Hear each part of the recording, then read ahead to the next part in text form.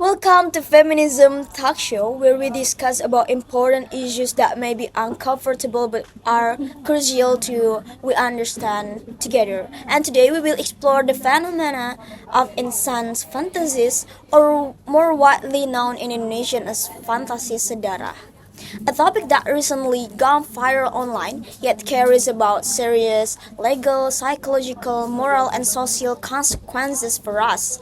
And joining me today with four incredible our guests, with Dewi with insight from the legal perspective, and the second one Maria with speaking from a psychological point of view, and third is Alicia with offering a religious perspective, and lastly but not least Likan, who will share her talk through a sociological lens. And without unnecessary introductions, let's begin it with legal perspective. Okay, welcome Dewi. How is your day? I'm good. Okay, maybe can you introduce yourself first, and then what the topic or what the POV that you will bring to us in talk show today? Okay, thank you, Safi. Before that, I want to introduce myself. My name is Dewi. So right now, I will talk about the legal perspective in incest fantasy or fantasy sedara. So, yeah. Yes. Okay. Maybe I will start the question for you because yeah, as we know, Dewi, some people argue that as long as it is just fantasy, there is nothing wrong. But this is very funny because the question is about: is it really true that such fantasies are beyond legal reach? And is it true that fantasies like this cannot be prosecuted?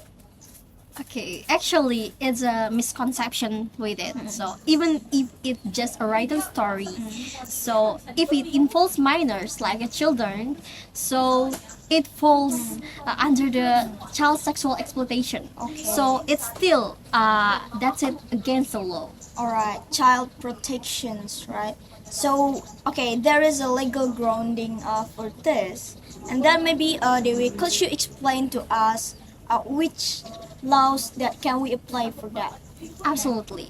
So, according to Child Protection number 35 of 2014, especially article number 76A and 82, so in any inappropriate behavior with children, so even it's online, like if it's subject can get serious punishment. Wow, even is it online? Yes. Okay, you mentioned about online, and then you mentioned about it will be still getting a serious punishment. And my question is, what if such content is shared on social media? We also have the ITE law. So Okay. actually, that is also covered by ITE law, and also the pornography law. We have that in Indonesia. So especially if the content includes elements of sexual exploitation or sexual violence toward children, so it can be we can use it. Okay, but as we know, there is some still incest. I mean, there's so many people still thinking about, no, it is fictions, not real action. So why we need get the consequence from that? And how about your opinion about it? That's exactly make it more dangerous. Okay. So if we don't stop it, it can become digital grooming. So our laws are made to stop children exploitation before it happens. So it's not just punish. It's after something bad happens. Wow, that's extremely concerning actually. And then, Dewi, the next question is about: do you have any relevant facts for our audience? So actually, yes, in Indonesia, Indonesia has a cyber patrol that you need actively monitoring online content to related to child sexual exploitation, like including fantasia or similar things like that, and also to make sure there is no children sexual exploitation. And also the most important things in this topic is in legal perspective. So children protection is everyone's responsibility. The law over zero tolerance for any kind of exploitation, and even if just a call it fantasy, just a fantasy, so actually it's dangerous for us. So just protecting any children, it's our responsibility, is for It's all of our us. Yes. responsibility. So that's so meaningful for us and very acknowledged for us. And then thank you, Dewi, because we will going to the next our guest, and that is Maria. Hello, Maria. Hello, Safi. Wow, fantastic today. How was your day?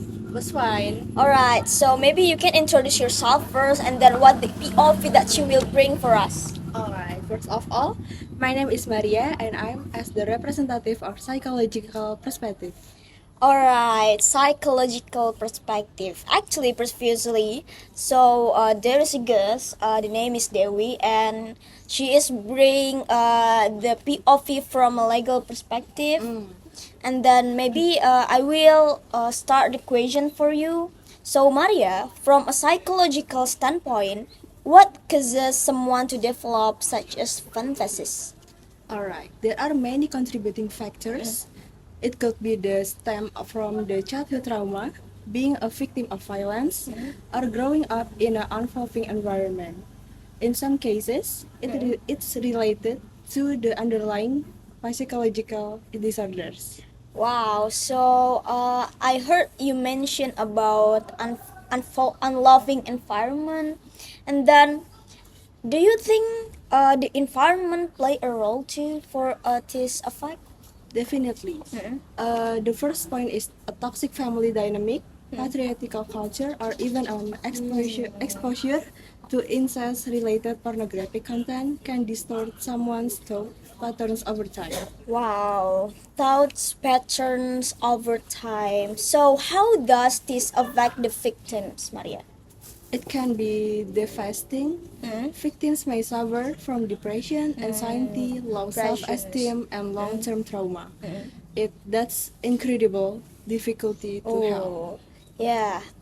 And actually, I've heard about trauma bonding. Is that relevant in here? Yes.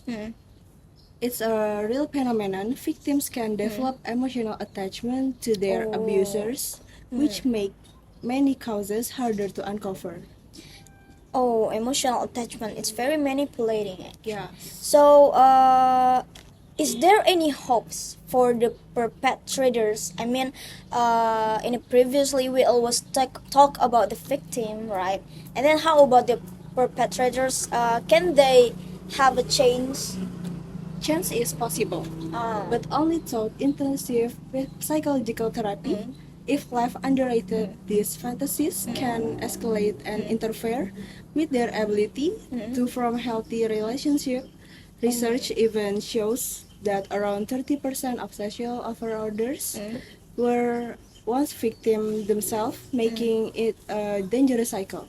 Okay. We must remember, deviant fantasies are not harmless. They need to be acknowledged and addressed. Therapy and comprehensive sex education should go hand in hand. Wow, that's so amazing perspective. So guys, Maria says that deviant fantasies are not harmless.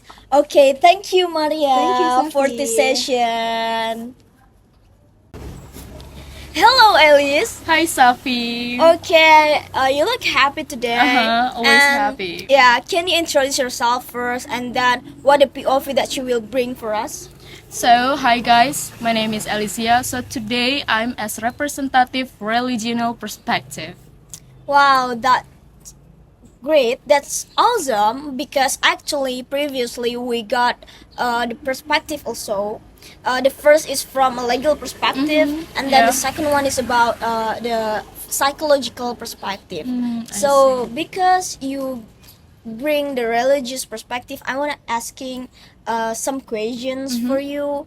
So, okay, the first question, Alice, from a religious point of view, is having such fantasy sinful, and then even if no action is taken. Absolutely. So, in Islam, for example, Quran Surat An-Nisa 23 clearly prohibits incest. In Christianity, so it's like even we thinking about sin, like what is in Matthew 5:28, is already considered sinful. Okay, so you mentioned about Abrahamic religion, and then like Islam, and then Christianity, but I wanna know the perspective or a point of view from other religions such as Hindu. Hindu. Like, how about Hinduism? I mean, how they see, how they look this phenomenon. So, in Hinduism, incest violates the Gotra system and is seen as a dharma. It's like Adharma. adharma, meaning like not the right path. It can block one's spiritual journey. Okay, but Alice, Mm-hmm. isn't it human nature to have uncontrollable thoughts? What do you think about it? I think yes, but we have the power to choose which thought to entertain and Yeah, which to true. let go, and that's the part of spiritual discipline. Yeah, like of that. course. So we have the power as a human Right. who have brain. Actually, so unchecked thought can be dangerous. Do you think? Very dangerous. If let unchecked, if we don't stop them, fantasies can change how we see right and wrong, Yeah. and then gradually weaken our ethical foundation. Yeah, that's scary actually. Yeah. So this is the last question, and maybe you can give your opinion to our audience or the message to our audience. So, Alice, would you say that maintaining our thoughts is also a form of worship? So, yes, thoughts shape our action, meaning them is a form of resistance against inner destruction. Many spiritual teachers believe that our thoughts are even more powerful than our deeds because they determine, of course, our lives. So, let's not allow wayward thoughts to grow unchecked. Religion is not here to judge, Yeah. but religion bring us to be better. Yeah. Religion guide us back to awareness and virtue. Wow, Yeah. that's very strong message for us. So thoughts shape our action, and then religion is not here to judge, but to guide us to be better. That's right. So yeah, that is from Alice, and thank you, Alice. Thank you, Safi. Hi, Alikan. Halo Safia. Okay, nice to meet you today. Can you introduce yourself first, and then what the topic or the POV that you will bring for us? Okay, my name is Likan. I'm serving as representative of sociological perspective. Wow, sociological perspective. Yes. That's awesome because previously we have the perspective also, but from the different perspective, like a legal perspective and religion perspective, and then about psychological perspective. So because of you bring the sociological perspective, I will give you several questions, and then you can explain to us and acknowledge us about this topic about fantasi saudara. So the first question is about, okay, Likan, from a sociological point of view, what happens when incest fantasies or fantasi saudara are spread on social media? It becomes a form of social defense when such content normalized. It disturbs collective values, especially the role of the family as a safe and protective institution. Okay, social defiance and the role of the family. What do you think, Likan? Because we talk about role of the family and then social defiance. Does social media make the problem more or worse? Yes, social media is a public space without firm social control. This allows different content to circulate freely and unchecked. Wow. Circulate and uncheck. Yes. Yeah. So, what are the things or what influence does pop culture have? A huge one. Many films, anime, and digital fiction portray incest as sensational or even romantic. This creates a dangerous distortion of values. Okay, so distortion of values. Okay, is there a sociological theory that helps explain of this one? According to Berger and Luckman's theory, our social reality is constructed by the narrative we continually reinforce. If division are not challenged, they risk becoming normalized.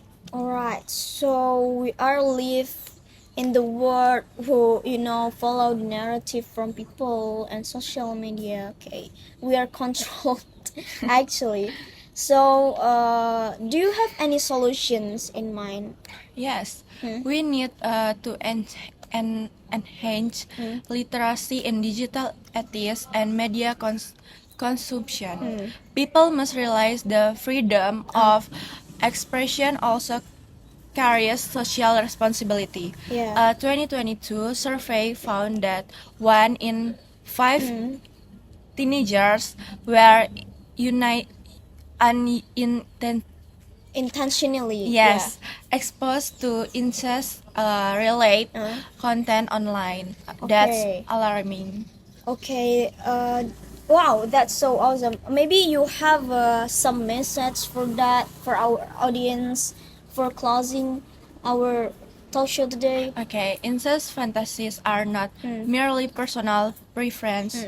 They are threat to the moral realizations of society. Let's be against of awareness, not against of reckless validation. Wow, let's be agents of awareness, not against of reckless validations. That awesome. Okay, all right. Thank you for all of you guys about our insightful guests from legal, psychological, religions, and sociological angles.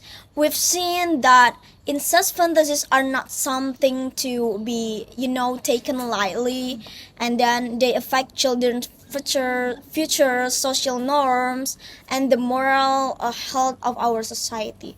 So to close, I will leave you with this thought. In the word unlimited freedom, we may not be able to control every thought that enters our mind actually, but we can choose not to let it grow into a habit. And yeah, thank you for turning in to Feminism Talk Show. Stay critical, stay ethical, and we will see you in the next episode. Bye!